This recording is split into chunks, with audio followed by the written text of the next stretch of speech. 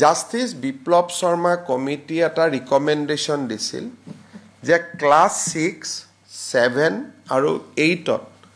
অসমৰ বুৰঞ্জী আৰু অসমৰ জিঅ'গ্ৰাফিক আমি বাধ্যতামূলকভাৱে পঢ়াব লাগে not as a optional subject not as a elective subject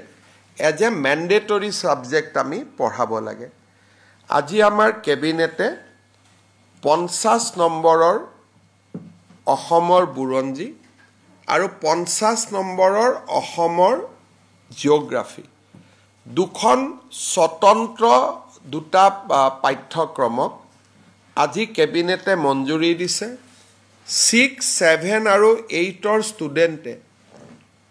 অসমৰ বুৰঞ্জী আৰু অসমৰ ভূগোল বাধ্যতামূলকভাৱে পঢ়িব লাগিব ই ইলেক্টিভ নহয় বা ই অপচনেল নহয় ই ঐচ্ছিক নহয় ই মেণ্ডেটৰী হ'ব গতিকে আজি সমাজ বিজ্ঞানত আগতে 100 নম্বৰত এই গোটেইকেইটা সাবজেক্ট সোমাই আছিলে এতিয়া আমি সমাজ বিজ্ঞানটো পৃথক কৰি দিলো ভূগোলটো পৃথক কৰি দিলো বুৰঞ্জীটো পৃথক কৰি দিলো এতিয়া এজন ষ্টুডেণ্টে 6, 7, 8ত সমাজ বিজ্ঞানৰো 50 নম্বৰ পঢ়িব লাগিব ভূগোলৰো 50 নম্বৰ পঢ়িব লাগিব 50 নম্বৰ বুৰঞ্জী পঢ়িব লাগিব আকৌ এবাৰ মই কৈছো এই দুখন কম্পালসৰি সাবজেক্ট হ'ব অপচনেল নহয় ঐচ্ছিক নহয় বাধ্যতামূলক বিষয় হ'ব তাৰ ফলত ষ্টুডেণ্ট সকলৰ 100 নম্বৰৰ বোজ এটা বাঢ়িব কিন্তু আমি ভাবিছো যে এই 100 নম্বৰৰ বোজ এটা বাঢ়িলেও ই